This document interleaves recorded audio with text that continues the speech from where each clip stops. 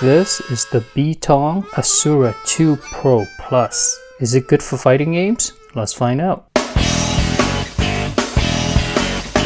It comes in this really simple box. This controller works on the PC, the phone, and also the Nintendo Switch. And check this Beitong logo out. The logo looks like a controller, right? As you may know, I'm a big fan of this controller right here. This is the B-Top Shadow Thorn controller. And if you look over here, there's a logo that looks exactly like that. And if you look at the back of this box, company information, B-Top. So they are the same company. You get a controller itself and a pretty good length cable.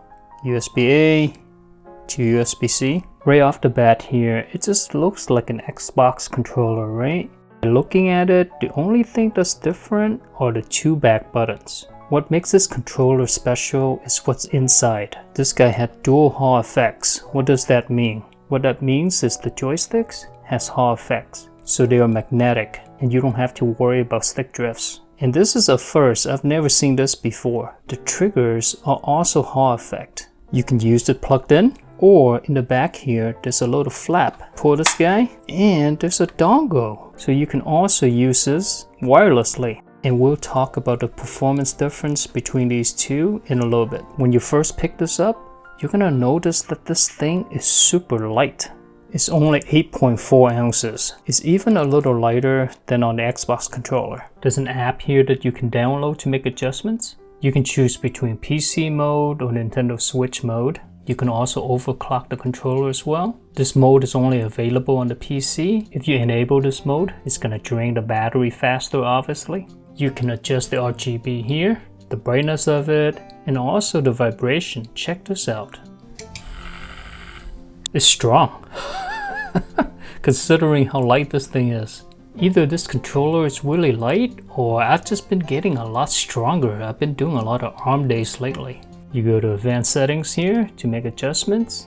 Here you can remap the buttons to whatever you want. Unfortunately, you can only do it one at a time. This controller also has a turbo function too. You can adjust how many times a second. Look at that. 1000. Let's go. Oh no, it doesn't go to 1000. The max it'll go is 30 times a second. You can also adjust the dead zone here and the sensitivity as well for the joysticks. And here's the 6-axis sensor. You can map it to the joystick or one of the buttons. And you can also program the sleep time as well. This app is pretty comprehensive, I would say. For a controller, that's pretty cheap. With all these features, guess how much this thing costs? $150? Nope. $100? Nope. $80? Nope. This thing is under 50 bucks. $49.99. And sometimes you can get it on sale on Amazon for only 42 bucks. That is an insane value for something that has so many features. In terms of the joysticks, rolls pretty smoothly. It's got pretty light tension actually.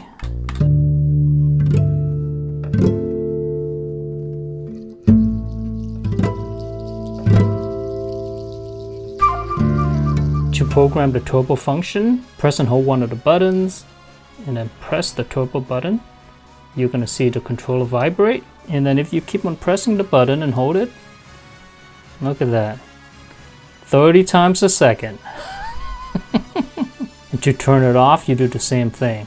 Press and hold it. The shoulder buttons and the triggers are Xbox style. They're right next to each other, so that way you can go between the two pretty easily. I'm a big fan of this setup. This controller doesn't have trigger lock or anything, but honestly, in fighting games, I feel like you don't need that. A lot of times with trigger locks, they're so fast that the D-pad can't catch up to it, resulting in you pressing the trigger first and then the directional input after. I'm perfectly fine with controllers that do not have trigger locks. In terms of tension, I think this is just right. It's not too light, nor it is very hard to press. The shoulder buttons are nice and clicky. You can click it on the outside or the inside of it. The face buttons are my switches. The They feel really nice. And the buttons are close enough where you can press both of them at the same time without any issues. You can play claw. These face buttons are super nice.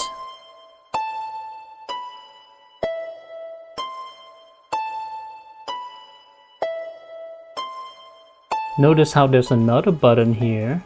Next to the turbo button is this shift. And I don't know why this is useful, honestly. All this button does, it is switches the functionality between the D-pad and the left thumbstick. So if you press it, the D-pad becomes the left thumbstick, and the left thumbstick acts as a D-pad. I'm sure there's some games outside of fighting games that this is useful for that I'm not aware of. Let's talk about the D-pad. This D-pad is just a traditional cross-shaped D-pad, and it's really nice. It's very clicky and tactile. Kind of reminds me of the Xbox D-pad.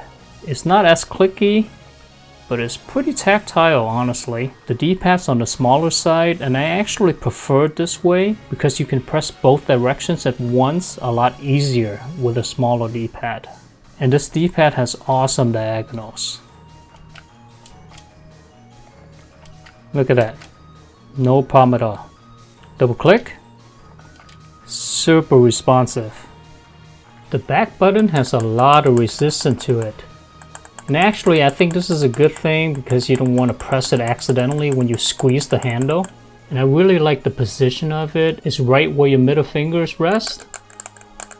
For 3D fighters like Soul Calibur here, this D-pad is very good for it. It's good for 3D fighters. How about 2D fighters like Street Fighter 6 here? Well, the short answer is it's very good for 2D fighters as well. Quarter circle motions, piece of cake. Z motions, no problem. I can do all of my combos pretty easily on this controller. Double quarter circle forward. Look at that, look how easy that is. Sliding motions. Let's try a double slide here.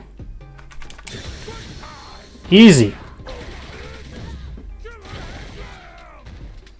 360s. No problem at all. Double 360. Look at that. Look how easy that is.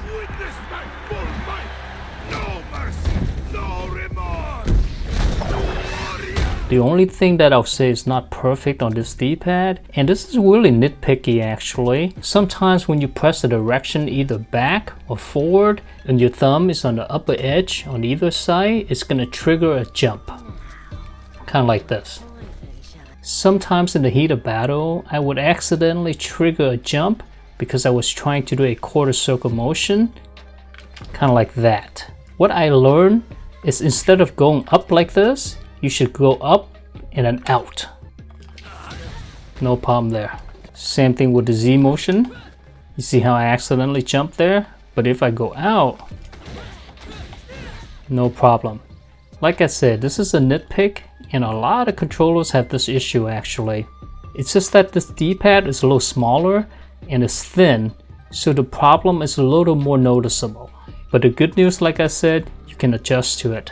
Let's talk about input delay and polling rate test. On wired, minimum input delay 1.4 milliseconds, maximum is 4 milliseconds, jitter is 2 milliseconds. It's not bad, but it's not the best either here. Average input delay is 2.9 milliseconds, and the polling rate here is 342 Hz. When you overclock it, look at the polling rate. It's just literally doubled, meaning your input lag is halved at just under 1.5 milliseconds. This is insanely good. The jitter even went down, look at that, to 1.16 milliseconds with the minimum input delay of 0.69 and maximum of about 5 milliseconds. Now on wireless, we have minimum 1.89 milliseconds, maximum 22 milliseconds essentially. As you can see here, the range is huge. And this is a problem with playing on wireless. It's very inconsistent. There's a lot of interference from other devices around the house, and this is why you're seeing this big gap. Jitter is about 2, average input delay about 5.5 milliseconds, and the polling rate is about 180 Hz. Now if you overclock it for the wireless mode, look at this, more than doubled.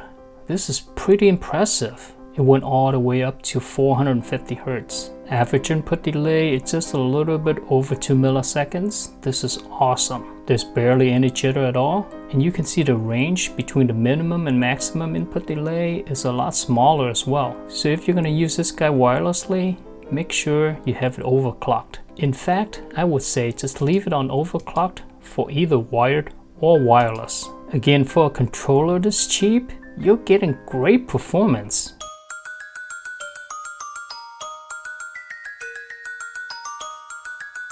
Alright, final thoughts. For a controller that costs under 50 bucks, this is amazing. You may not get fancy gimmicks like trigger locks or replaceable stick caps. What you do get here are functional Hall effects joysticks. Never have to worry about stick drifts again. Hall effect triggers. And I've never seen that on another controller before. You get 2 back buttons, the ability to play wired or wireless, and the D-pad just works really well.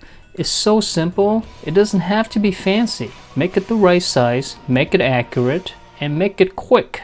This controller excels where it matters. And you can even overclock this controller to reduce input lag. It's one of the fastest controller out there right now. And I'm glad that this thing exists, along with this controller as well. The prices of controllers nowadays are outrageous. They go up to 200 bucks. And I would argue that these two controllers are better than a lot of pro controllers out there for fighting games.